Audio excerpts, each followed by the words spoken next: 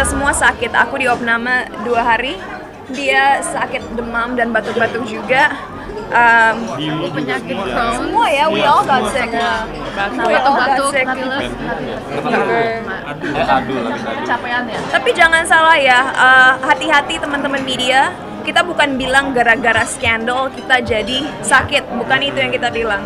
Yang kita bilang adalah saking kita pedulinya dengan project ini dan selalu memberikan 100% terhadap setiap scene yang kita lakukan. Karena faktor udara, faktor kecapean, faktor kurang tidur, akhirnya kita sakit. Tapi bukan karena seriesnya, karena emang mungkin kalau aku dan Rangga, kita udah ada di industri ini sejak lebih dari 10 tahun yang lalu. Jadi kita udah pernah ngalamin film, ngalamin sinetron, ngalamin series, ngalamin segalanya. Tentunya sebagai pengamat film, kita punya opini sendiri dan selalu merasa ada ruang untuk improvement. Tapi overall, we're happy that people love it. Aku sendiri saat melihat scene pole dancing juga, wow, keren, ternyata terlihat natural ya. So we're happy with it, dan mudah-mudahan ya itu masyarakat Indonesia nggak salah tangkap dan bisa melihat bahwa series ini sebenarnya berusaha untuk memulai perbincangan soal isu-isu yang penuh stigma, dan mudah-mudahan masyarakat bisa belajar dari series ini. Gak ada waktu untuk workout, tapi kita semua turun berat badannya karena kurang istirahat. Tapi untuk karakter Luna sendiri, kayak aku cerita di stage tadi, ada 5 koreografi yang harus dipelajari kan. Yang paling sulit pole dancing, karena pole dancing itu adalah sebuah seni. Yang teman-teman harus ngerti adalah pole dancing nggak sama seperti hip hop atau ngedance lainnya, karena butuh mempelajari fondasi yang kadang-kadang butuh berminggu-minggu atau berbulan-bulan. Muscle yang kita harus activate itu, wah, susah nyarinya kalau nggak latihan terus.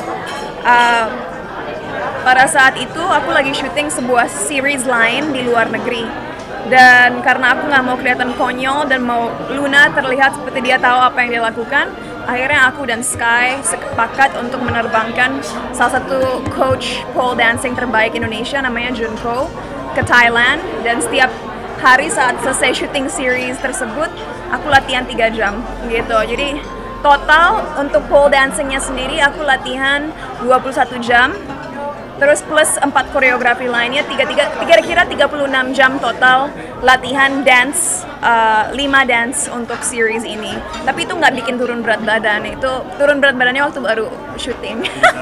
Untungnya nggak cedera, karena kan pemanasan dan belajar sama profesional, jadi nggak pernah cedera. Hanya kita semua capek.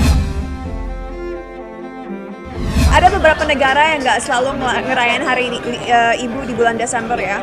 Kalau aku pribadi ngerayain hari ibu di hari Minggu kedua di bulan Mei. Itu hari ibu buat aku bulan Mei. Jadi kalau Desember itu lebih kita lebih ngerayain Natal dan Tahun Baru. Tapi secara general hari ibu menurut aku nggak perlu hari ibu untuk kita mengapresiasi ibu kita atau sosok perempuan. Walaupun negara kita negara yang demokratis, dan tentunya aku sangat bangga dengan Indonesia, setiap tahunnya seiring berjalannya waktu kita terus melihat perkembangan ke arah yang positif.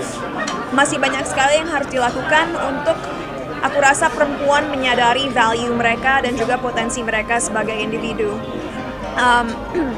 Mungkin karena aku bekerja di dunia entertainment, harapan aku adalah ke depannya, mau itu lewat film atau musik atau apapun itu, kita semakin melihat banyaknya perempuan-perempuan yang sukses, yang berani berbicara, yang confident, supaya adik-adik kita di generasi selanjutnya bisa menyadari bahwa saat mereka besar nanti, mereka mampu memimpin hidup mereka sendiri, menjadi pemimpin bagi orang lain, dan juga bisa meraih mimpi mereka apapun itu gitu. So I hope akan ada lebih banyak role model perempuan yang kuat ke depannya, supaya Indonesia agar menjadi negara demokrasi yang lebih kuat lagi. Nggak hanya laki-laki yang merasa berdaya, tapi semua perempuan juga bisa merasa berdaya.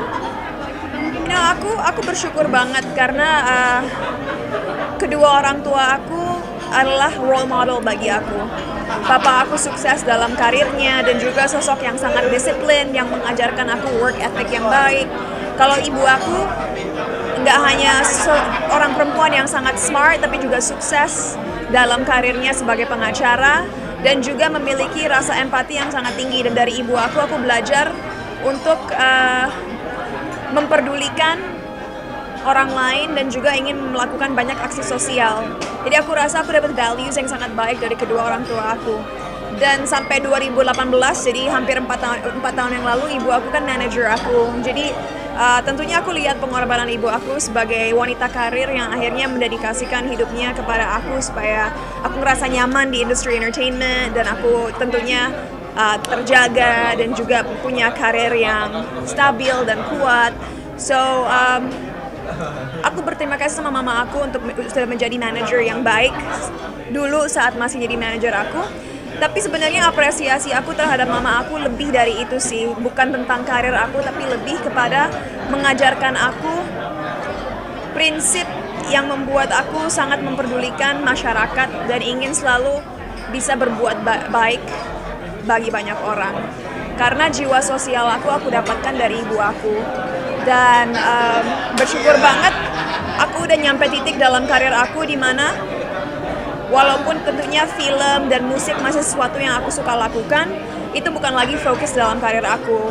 Aku udah punya beberapa perusahaan dan dalam perusahaan aku kita juga mempunyai banyak CSR program. Baru aja kemarin aku pulang dari Jember, Jawa Timur, karena di sana aku bertemu 5 anak-anak dalam kondisi yang sangat buruk secara kualitas hidup dan juga status ekonomi mereka. Dan di sana kita membuka rekening bank buat mereka untuk masa depan mereka. Kita ngajak mereka belanja, kita memberikan experience yang indah yang harusnya anak-anak seumur mereka bisa rasakan gitu. Jadi aku nggak hanya bergerak di bidang pemberdayaan perempuan atau pendidikan, tapi sekarang juga yayasan yang aku miliki dalam perusahaan aku, kita berkembang lagi. Kita ingin mencari anak-anak yang kurang mampu dan punya latar belakang yang kurang menyenangkan dan memberikan mereka kesempatan kedua dalam hidup dan membuat mereka sadar bahwa mereka bisa menjadi seseorang. So, I thank my mother for that. Karena tanpa didikan mama aku, mungkin aku nggak akan mempunyai kepedulian sosial setinggi sekarang.